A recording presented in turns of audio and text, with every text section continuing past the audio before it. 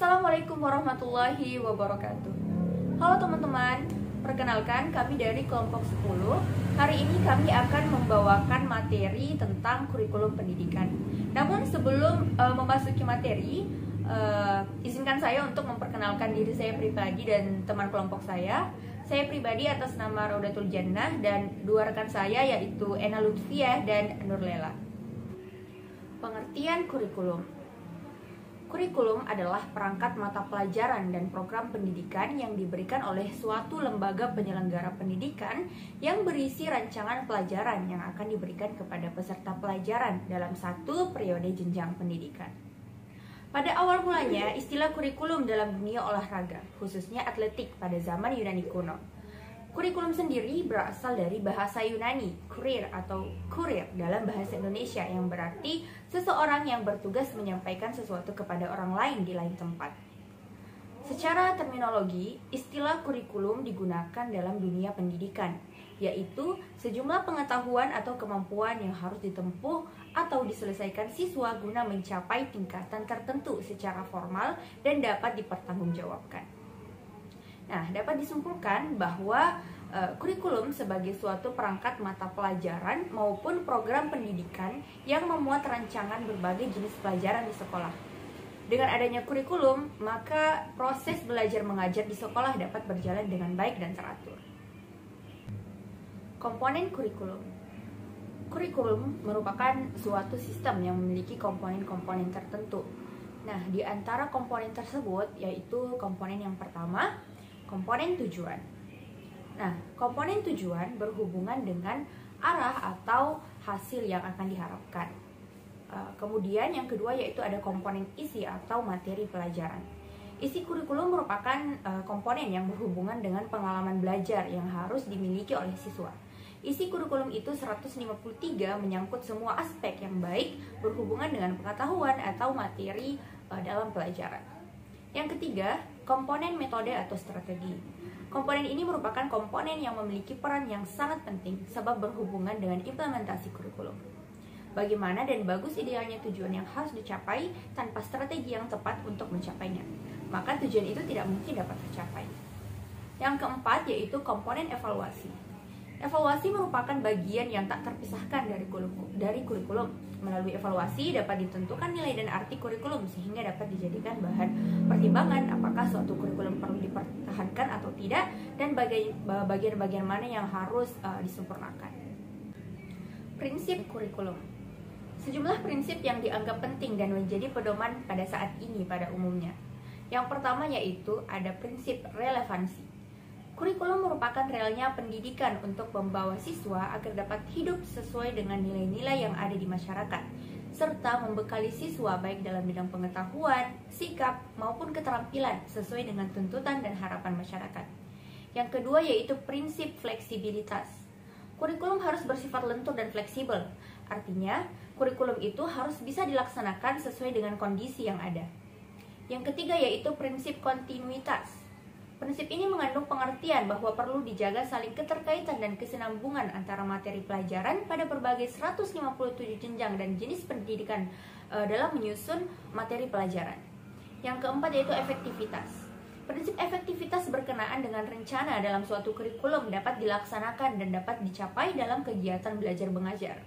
Yang terakhir yaitu efisiensi, yaitu prinsip efisiensi yang berhubungan dengan perbandingan antara tenaga, waktu, suara, dan biaya yang dikeluarkan dan hasil yang diperoleh.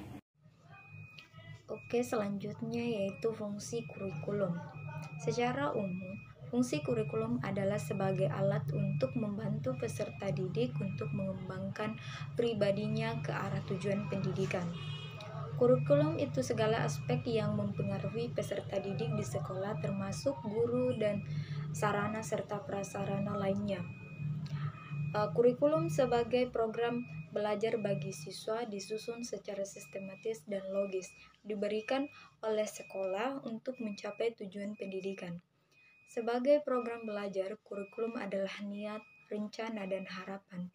Menurut Alexander Inglis, fungsi kurikulum meliputi yang pertama yaitu fungsi penyesuaian, kedua fungsi integrasi, fungsi diferensiasi, fungsi persiapan, dan fungsi pemilihan, dan fungsi diagnostik.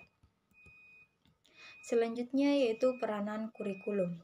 Kurikulum bagi program pendidikan di mana sekolah sebagai institusi sosial melaksanakan operasinya paling tidak dapat ditentukan 3 jenis kurikulum.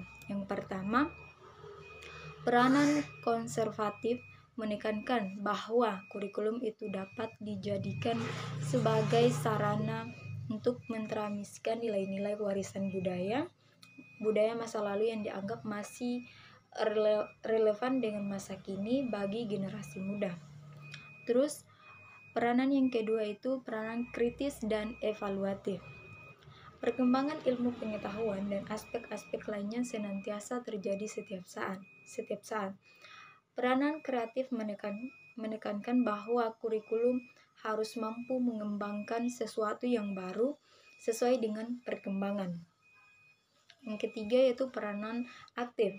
Peranan ini dilatar belakangi oleh adanya kenyataan bahwa nilai-nilai dan budaya yang hidup dalam masyarakat senantiasa mengalami perubahan, sehingga pewarisan nilai-nilai budaya masa lalu kepada siswa perlu disesuaikan dengan masa sekarang. Terus macam-macam kurikulum. Ditinjau dari konsep dan pelaksanaannya, kita mengenal beberapa istilah kurikulum yaitu sebagai berikut. Yang pertama, kurikulum ideal. Yang dimaksud kurikulum ideal yaitu kurikulum yang berisi sesuatu yang ideal, sesuatu yang dicita-citakan sebagaimana yang tertuang di dalam dokumen kurikulum. Yang kedua itu kurikulum aktual, yaitu kurikulum yang dilaksanakan dalam proses pengajaran dan pembelajaran. Kenyataan pada umumnya memang jauh berbeda dengan harapan. Namun demikian, kurikulum aktual seharusnya mendekati dengan kurikulum ideal. Kurikulum dan pengajaran merupakan dua istilah yang tidak dapat dipisahkan. Kurikulum merujuk pada bahan ajar yang telah direncanakan yang akan dilaksanakan dalam jangka panjang, sedangkan pengajaran merujuk kepada pelaksanaan kurikulum tersebut secara bertahap dalam belajar mengajar. Yang ketiga yaitu kurikulum tersembunyi atau dengan istilah hidden kurikulum, yaitu segala sesuatu yang terjadi pada saat pelaksanaan kurikulum ideal menjadi kurikulum faktual. Yang keempat yaitu kurikulum terpisah-pisah atau separated kurikulum. Kurikulum ini menyajikan segala bahan pelajaran dalam berbagai macam mata pelajaran yang terpisah-pisah satu sama lain.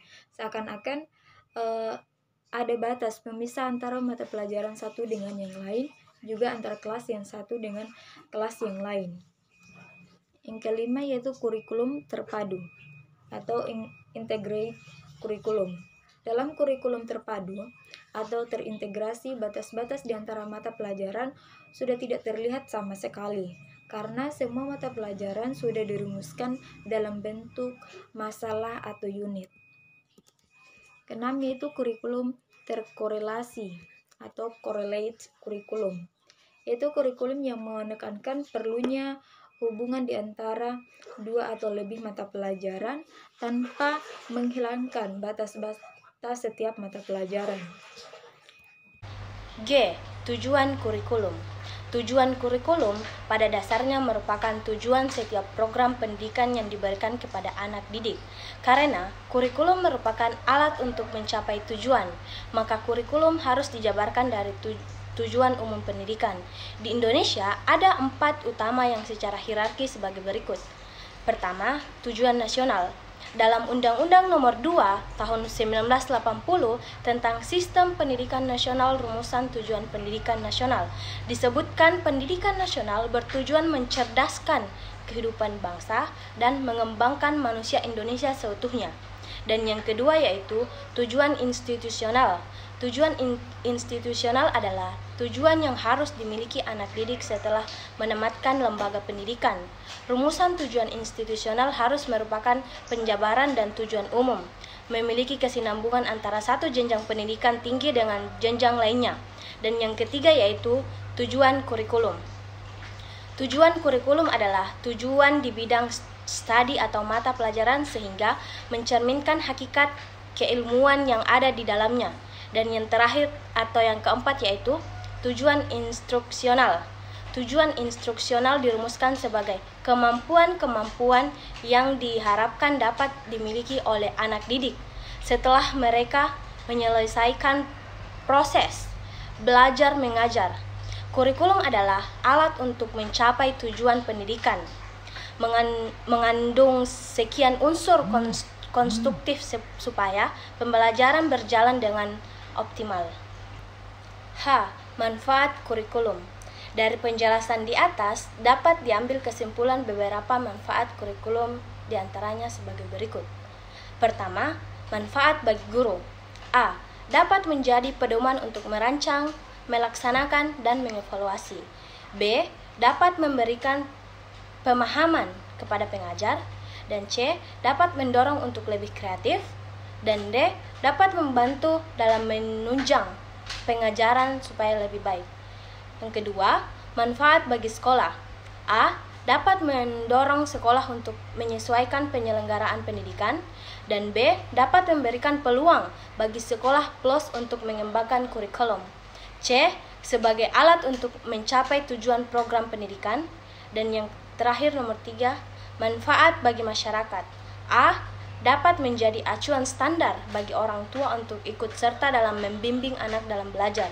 Dan B. Dengan kurikulum, masyarakat dapat ikut berpartisipasi dalam rangka mengembangkan program pendidikan melalui kritik dan juga saran.